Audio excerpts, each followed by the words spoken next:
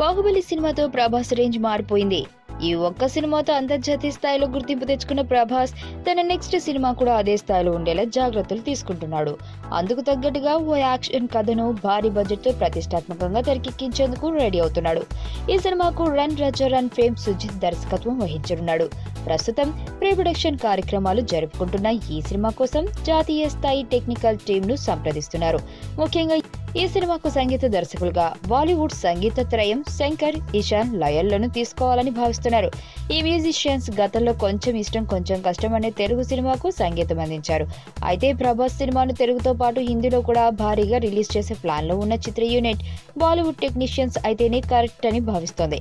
త్వరలో ఈ చిత్ర నటీనటుల సాంకేతిక నిపుణుల వివరాలను అధికారికంగా వెల్లడించనున్నారు.